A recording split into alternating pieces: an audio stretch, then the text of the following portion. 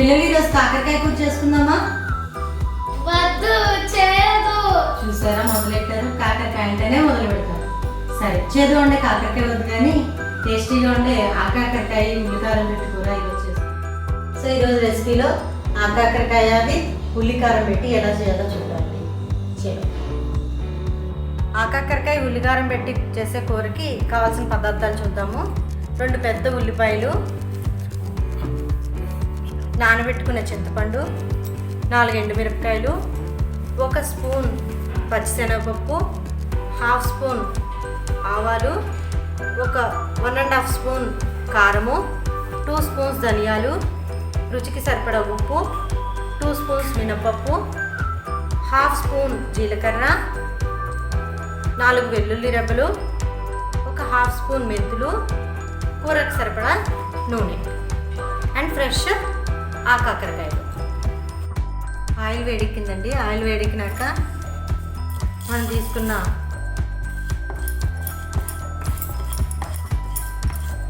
మినపప్పుని దోరగా వేయించాలి.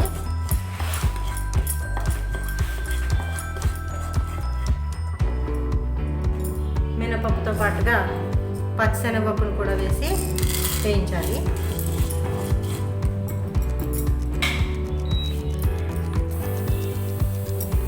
వేగినాక వాటిలోకి ఆవాలు కూడా వేయాలి.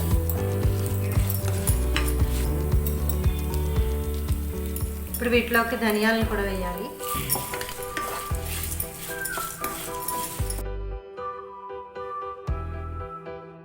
ఇప్పుడు ధనియాలు అవన్నీ బాగా వేగాయి కదండి, ఎండుమిరపకాయలను యాడ్ చేద్దాం. ఎండుమిరపకాయలతో పాటుగా మనం తీసుకున్న మెంతుల్ని, అలాగే వెల్లుల్లి రెబ్బల్ని, అలాగే జీలకర్రని కూడా యాడ్ చేద్దాం. వీటిని కూడా ఒకసారి బాగా వేయించుదాం ఆయిల్లో. ఇవన్నీ మంచిగా వేగి కమ్మటి ఫ్లేవర్ రావాలి. వీటిలోకి మనం తరిగి పెట్టుకున్న ఉల్లిపాయలను కూడా వేసి వీటిని వేపక్కర్లేదు, పచ్చివాటితోటే ఒకసారి ఇట్లా అని దీనిలోకి సాల్ట్ని యాడ్ చేద్దాం. అలాగే కారాన్ని కూడా యాడ్ చేసి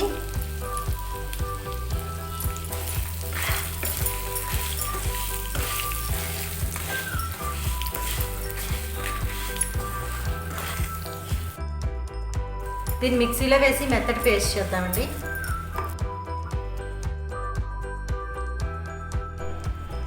ఆకాకరకాయకి ముచ్చుకు కట్ చేసి పక్కన పెట్టాలి. దీన్ని నిలువుగాను అడ్డంగాను గుత్తిలా కట్ చేయాలండి. సో ఇట్లా గుత్తిలా కట్ చేసినప్పుడు మనం నూరుకున్న కారాన్ని ఇందులో పెట్టి వేయించుకోవడానికి బాగుంటుంది. రెడీ చేసుకున్న పేస్ట్ ఉంది కదా, ఈ రెడీ చేసుకున్న పేస్ట్ని ఈ గుత్తిలా చేసుకున్న ఆకాకరకాయలోకి ఇట్లా కూరుకుని పక్కకు పెట్టుకోవాలి.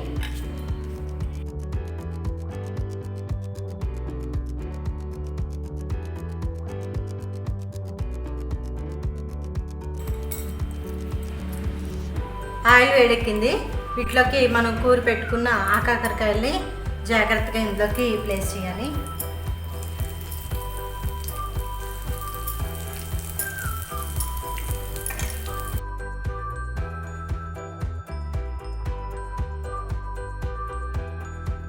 ఇప్పుడు దీన్ని ఒక 10 మినిట్స్ మూత పెట్టి మగ్గబెట్టాలి.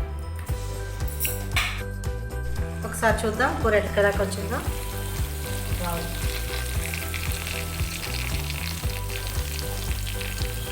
ఇంకా మన దగ్గర పేస్ట్ ఏమైనా ఉంటే ఇది కూడా ఇట్లా దీనికి యాడ్ చేసుకోవచ్చు.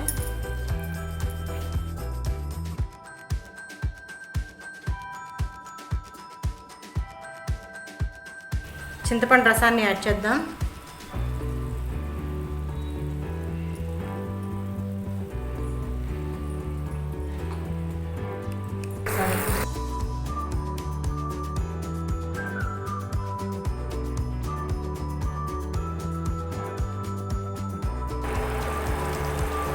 కూర బాగా మగ్గిపోయిందండి.